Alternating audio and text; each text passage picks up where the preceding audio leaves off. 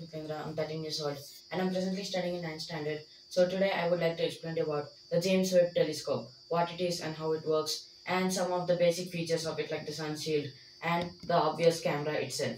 So you see, the James Webb Telescope is a telescope for capturing the photons of our early universe. You see, when the universe was old and early, that is after 5 million years after the Big Bang, the cosmic soup, we need to record that to understand more about the universe.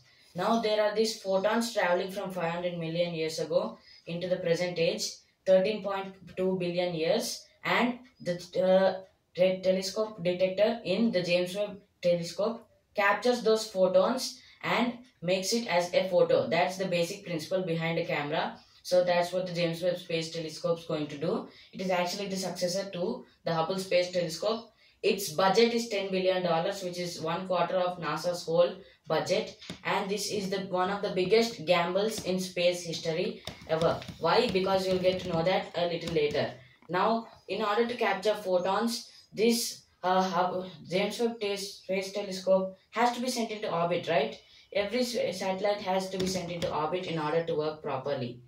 Now, they sent the James Webb Space Telescope into orbit around Lagrange point L2. Now, if you want to learn more about Lagrange points, see our video on Aditya L1. But basically, Lagrange points are points in space which are stable, which means the satellite can just stay there and hover there and not orbit around any celestial body like that. So, the James Webb Space Telescope will stay stable in Lagrange point L2. Now, you might be thinking there are 5 Lagrange points. Why have they chosen L2? Because L2 is right behind Earth. It negates all the light and heat coming from the sun. The Earth is like a shield to most of the heat and light coming from the sun. This is very useful. So the photons of the sun don't blocking viewing those early moments of the universe.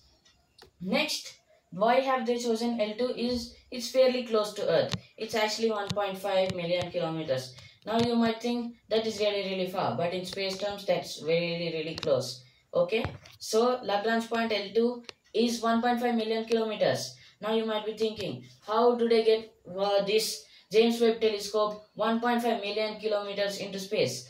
Well, for that they have the Ariane 5 rocket and it will be launching off French Guiana. Why French Guiana? Because French Guiana is a place controlled by the French and it is the closest to the equator. It is right on the equator. So you will get that extra distance while launching. And once the James Webb Telescope reaches Lagrange point L2, it will stay still and take those photos of the early universe. It does this by 2 things. First, in order to take photos and function properly, the James Webb Space Telescope needs to be at a temperature of minus 233 degrees Celsius, which is really cold.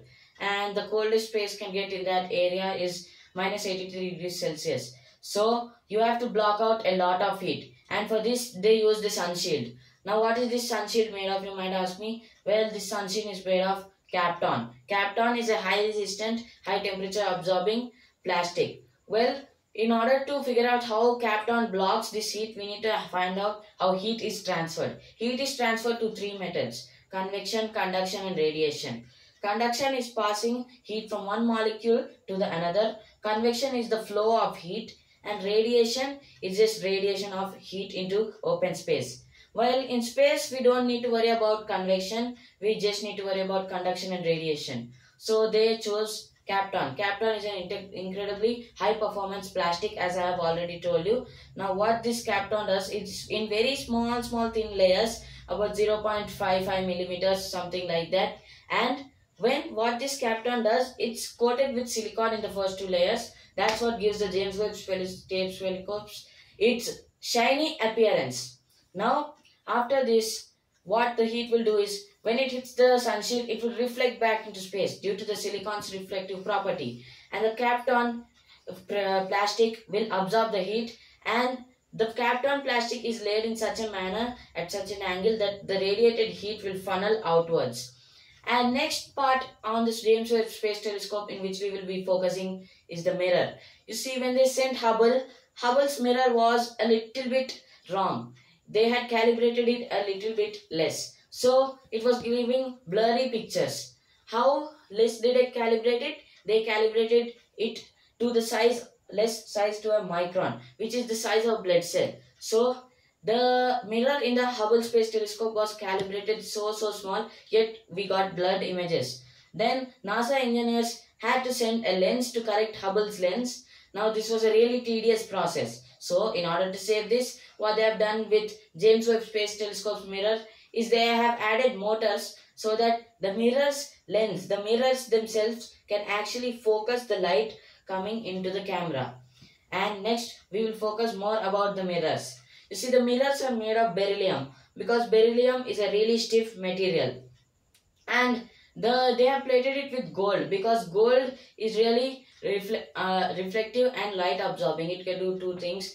It can reflect all that light coming in to the center of the camera, which actually focuses that images and captures the early moments of space, which is why we have sent James Webb Space Telescope. That's its job, okay? Now, these mirrors, they will adjust. First, they will go into space, then they will take a few pictures, then they will adjust. And once they get everything right, they will get locked in that position. And these mirrors, I told you they were made of beryllium, right? They were coated with gold.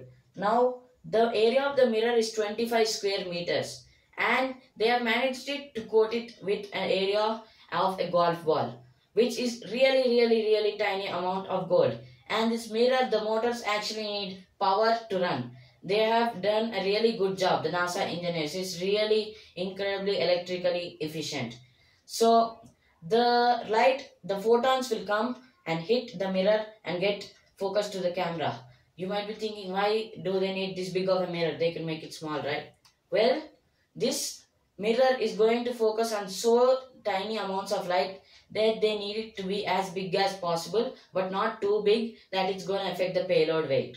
So what they did is they went with a modest area about 25 square meters. Now the mirror will be capturing about 100 photons per second. Well, what you see is when you see the stars is your eyes get 1 million photons per second. So 100 photons per second, that's very dim. So that's why they have a large mirror. And you know, I mentioned that this was one of the biggest gambles in space history. Well, you know why? The sun shield. That is one of its main components. If that fails, everything fails, okay? So the sun shield has to be folded in order for the Ariane rocket to carry it into space, in order for this payload to fit inside the Ariane 5 rocket. And when it is folding outwards, there are 300 possible places where it could tear, either crack, etc. And even if a tiny rock hits the sun shield will be moving at high velocity. So even if a tiny rock hits it, it will tear apart. So they have installed anti-tear systems to stop the sun shield from tearing. Now the engineers, they didn't have much hope because it was a 1 out of 300 chance and it was a $10 billion project. But somehow luck was on their side and they did really well. They worked really hard to control it. So they succeeded.